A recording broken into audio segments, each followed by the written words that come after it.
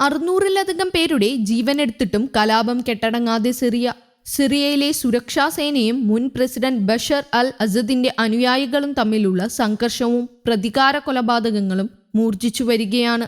2 ദിവസമായി തുടരുന്ന സംഘർഷത്തിൽ 1000-ലധികം പേരുടെ ജീവൻ നഷ്ടപ്പെട്ടു എന്നാണ് ബ്രിട്ടൻ ആസ്ഥാനമായി പ്രവർത്തിക്കുന്ന സിറിയൻ ഒബ്സർവേറ്ററി ഫോർ ഹ്യൂമൻ റൈറ്റ്സിന്റെ കണക്കുകൾ സൂചിപ്പിക്കുന്നത്. 14 വർഷത്തെ ആഭ്യന്തര യുദ്ധത്തിനു ശേഷം സിറിയയെ ഒന്നിപ്പിക്കുമെന്ന് പുതിയ സർക്കാർ അറിയിച്ചെങ്കിലും കാര്യങ്ങൾ കൈവിട്ട അവസ്ഥയിലാണ്. അസദിനെ പുറത്താക്കി മാസങ്ങൾക്ക് ശേഷം സിറിയയുടെ വിവിധ ഭാഗങ്ങളിൽ സംഘർഷങ്ങൾ റിപ്പോർട്ട് ചെയ്തിരുന്നു. നിരപരാധികളായ പൗരന്മാരെ ആക്രമിക്കുന്നവർക്കെതിരെ ശക്തമായ നടപടി ഉണ്ടാകുമെന്ന് ഇടകാല പ്രസിഡന്റ് അഹമ്മദ് അൽഷാർ മുന്നറിയിപ്പ് നൽകിയിരുന്നു. അസദ് അനുകൂലികളെ രാജ്യത്തു നിന്ന് വേരോടെ പിഴുതെറിയുമെന്നും അതിനായി നീക്കം ശക്തമാക്കിയതായും സുരക്ഷാ സേന അറിയിച്ചിരുന്നു. ഇതിനെ പിന്തുണച്ച ഇടകാല പ്രസിഡന്റ് നടപടികൾ കൈവിട്ടുപോകാൻ ആരെയും അനുവദിക്കരുതെന്നും ആവശ്യപ്പെട്ടിരുന്നു. എന്നാൽ സിറിയയിലെ മെഡിറ്ററേനിയൻ തീരത്തെ അസദിന്റെ ദീർഘകാല ശക്തി കേന്ദ്രമായ ലതാക്കിയ പ്രവിശ്യയിലെ ജബ്ലെ വ്യാഴാഴ്ച ആക്രമണം പൊട്ടിപ്പുറപ്പെടുകയും തുടർന്ന് സംഘർഷം മറ്റു ഇടങ്ങളിലേക്ക് വ്യാപിക്കുകയുമായിരുന്നു. ലതാക്കിയ നഗരത്തിന്റെ ഭൂരിഭാഗം മേഖലയിലും വൈദ്യുത വിതരണവും കുടിവെള്ള വിതരണവും തടസ്സപ്പെട്ടിട്ടുണ്ടെന്നാണ് അറിയുന്നത്. ആക്രമണത്തിൽ കൊല്ലപ്പെട്ടവരുടെ എണ്ണം 1000 കടന്നു. കൊല്ലപ്പെട്ടവരിൽ 745 പേർ സിവിലിയന്മാരാണെന്നും 125 പേർ സുരക്ഷാ സേനാ ഉദ്യോഗസ്ഥരാണെന്നും മറ്റ് 148 പേർ അസദിനെ അനുകൂലിക്കുന്ന സായുധ സംഘടനകളിലെ അംഗങ്ങളാണെന്നാണ് പുറത്തുവരുന്ന വിവരം. സിറിയയിലെ ആഭ്യന്തര യുദ്ധം ആരംഭിച്ച് 14 കൊല്ലത്തിനിടെ ഇതാദ്യമായാണ് സംഘർഷത്തിൽ ഇത്രയധികം ജീവനുകൾ നഷ്ടപ്പെടുന്നതെന്നാണ് വിലയിരുത്തൽ.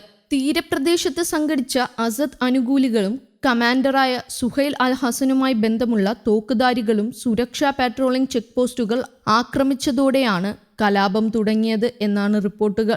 2015 അസദിന്റെ കീഴിൽ വിമതർക്കെതിരെ പ്രധാന യുദ്ധങ്ങളിൽ പ്രത്യേക സേനയെ നയിച്ചിരുന്ന ദ ടൈഗർ എന്ന് വിളിപ്പേരുള്ള കമാൻഡറായിരുന്നു സുഹൈൽ അൽ ഹസൻ. ഇതിനു മറുപടിയായി അസദ് അനുകൂലികളുടെ ശക്തി കേന്ദ്രമായ ലതാക്കിയൻ ഗ്രാമങ്ങളിൽ സേന വ്യോമാക്രമണം നടത്തുകയായിരുന്നു. പുതിയ സർക്കാരിനെ പിന്തുണയ്ക്കുന്ന സുന്നി വിഭാഗത്തിൽപ്പെട്ടവർ അസദിനോട് ആഭിമുഖ്യം പുലർത്തിയിരുന്ന അലവികൾക്കു നേരെ പ്രതികാര കൊലപാതകങ്ങൾ ആരംഭിക്കുകയായിരുന്നു.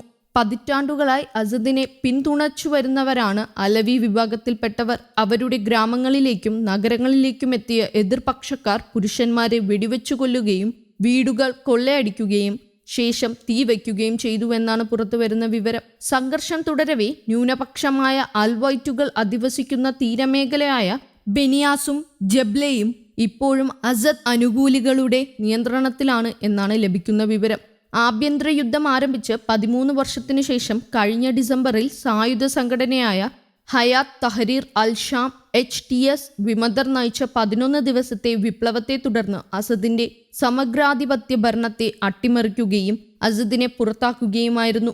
ഇതേ തുടർന്ന് അസദ് റഷ്യയിലേക്ക് പലായനം ചെയ്തു.